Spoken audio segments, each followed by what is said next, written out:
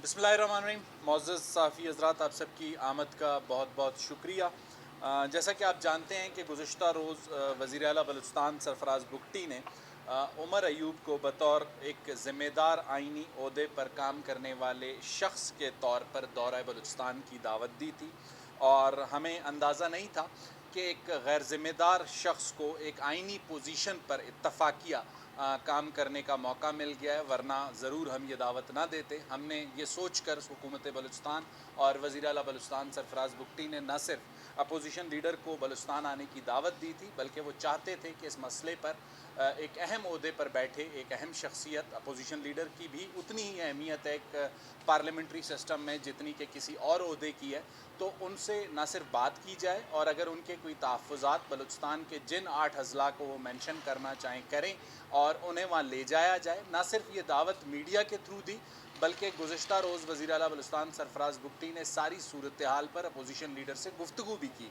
लेकिन उसके बावजूद आज उनका एक और बयान आया, और इस बयान से ही ये ज़ाहिर होता है कि उन्हें इत्तफ़ाक़िया तौर पर काम करने का मौका मिला है बतौर अपोजिशन लीडर, जिसकी वजह से वो बजाय इस मसले के देरपा हल के लिए कोई किरदार अदा करते बतौर अपोजिशन लीडर, वज़ीर आला के साथ बैठते, वज़ीर आला की बात को सुनते, सूबे की सूरत हाल को जानते और उसके बाद अपना कोई एक मौक़िफ़ बनाते।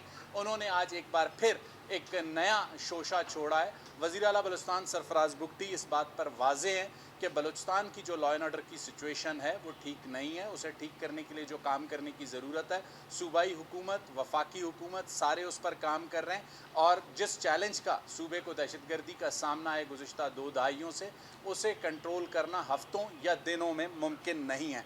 लेकिन इसके बावजूद उमर अयूब साहब ने आज एक नया चैलेंज किया है। उमर अयूब साहब अगर अपोजिशन लीडर के एक आइनी ओहदे पर मौजूद हैं और इस ओहदे से ओहदा बरा होना चाहते हैं, तो वज़ीर आला बलूचिस्तान सरफ़राज़ बुगटी की दावत अब भी उनके लिए मौजूद है, वो क्वेटा तशरीफ़ लाएँ। रह गई बात जलसों की चैलेंज का, जब जलसों की ज़रूरत होगी तो वज़ीर आला बलूचिस्तान जलसे भी करेंगे, माजी में भी करते रहें और अब भी करेंगे। आने वाले दिनों में बलूचिस्तान में मुख्तलिफ़ जगहों पर जो भी उन्हें पावर शो करना होगा वो करेंगे, उसके लिए उन्हें उमर अयूब के मशवरे की ज़रूरत नहीं है। एक और अहम इशू जो इस वक्त आपके नॉलेज में लाना ज़रूरी है, इससे कबल एक प्रेस कॉन्फ्रेंस में हमने बताया था कि कौमी शाहराहों की बंदिश के हवाले से डिस्ट्रिक्ट एडमिनिस्ट्रेशन को एक 3 टियर्स फार्मूला दिया गया है।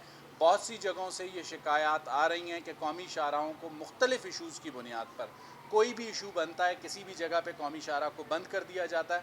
वज़ीर आला बलूचिस्तान सरफ़राज़ बुगटी ने कल उस पर एक लॉ एंड ऑर्डर की मीटिंग कॉल की है, और तमाम जो डिस्ट्रिक्ट एडमिनिस्ट्रेशंस हैं उनसे इस पर जवाब तलबी की जाएगी कि उन्हें जो 3 टियर्स फार्मूला दिया गया था, उस 3 टियर्स फार्मूले की अमल दरामद में कहाँ पर नाकामी है, कहाँ पर प्रॉब्लम्स हैं, और अगर इसमें डिस्ट्रिक्ट एडमिनिस्ट्रेशन की कोताही साबित हुई तो उनके खिलाफ भी कार्रवाई की जाएगी, और जो आगे का लाएमल है वो कल के इजलास में तय किया जाएगा। कोई सवाल एक एक करके अगर सवाल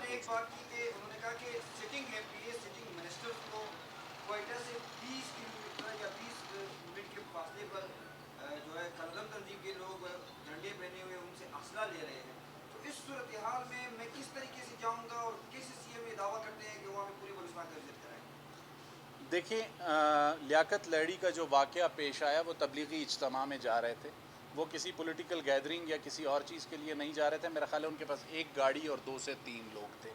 जो सूरत हाल उन्हें पेश आई, उन्होंने जिस तरीके से बेहतर समझा उस सूरत हाल को हैंडल किया। उमर अयूब साहब जब भी क्वेटा आना चाहें, बलूचिस्तान हुकूमत उनकी मेज़बान है, उनकी सिक्योरिटी की ज़िम्मेदार है। सर, गवर्नर बलूचिस्तान की जानिब से भी एक बयान आया, एक एक करके अगर सवाल पूछ लें मैं सबको रिस्पॉन्ड करूँ।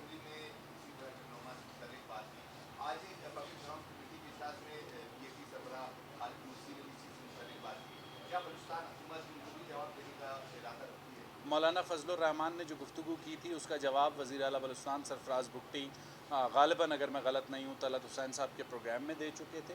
और रह गई खालिद मक्सी साहब के स्टेटमेंट की बात, खालिद मक्सी साहब के स्टेटमेंट को अगर आप पढ़ें और मौलाना फजलुर रहमान और उमर अयूब के बयान को देखें तो तीनों में बहुत फ़र्क है।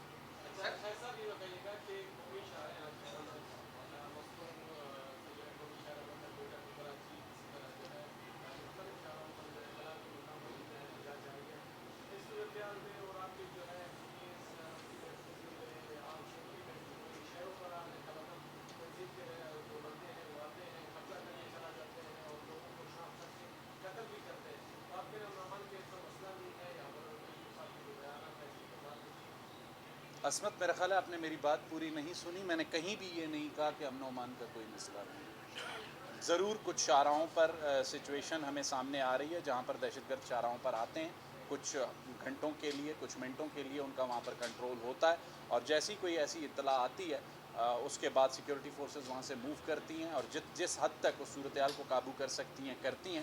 ایک اور پوائنٹ جو دہشت گردی کے حوالے سے اس وقت صورتحال ہے, بلوچستان کی حکومت کوئی پوائنٹ سکورنگ نہیں کرنا چاہتی, کوئی جو ہے نان ایشو کو ایشو نہیں بنانا چاہتی. اگر امن و امان کی صورتحال کی بات ہے تو عمر ایوب صاحب کی جماعت کی جس صوبے میں حکومت ہے گزشتہ 10 سالوں سے, وہاں پر ان کا لا اینڈ آرڈر پر کتنا کنٹرول ہے, رات میں وہاں پر کیا صورتحال ہے.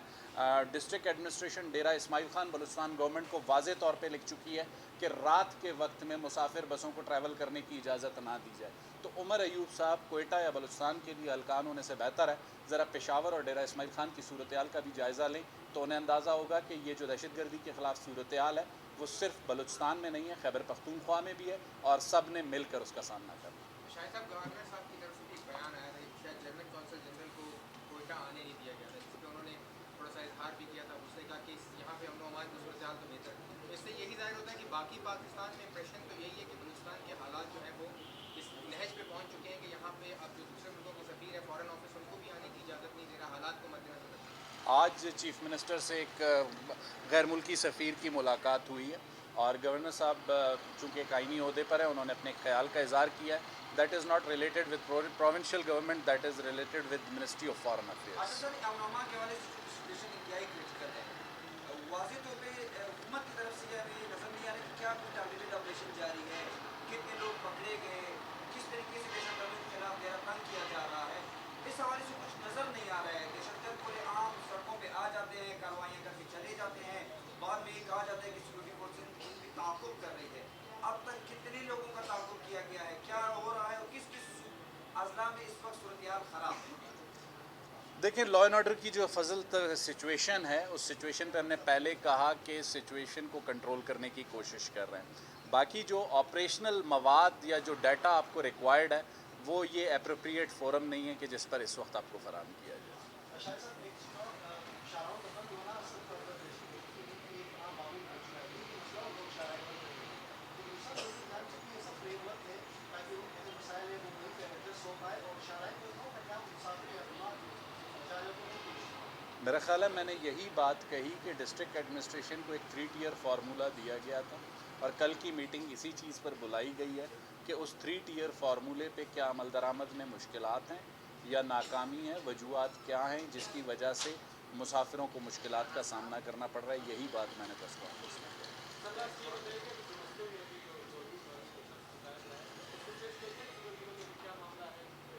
صوبائی حکومت اپنی پوری کوشش کر رہی ہے, اور اگر کوئی کامیابی ہوئی تو ضرور آپ کے سامنے لائیں گے. Thank you. صوبائی وزیر وہاں سے صبح سے آ رہے تھے, وہاں پر قومی شاہراہ پہ سے اس کے سرکاری اسلحہ چھینا گیا.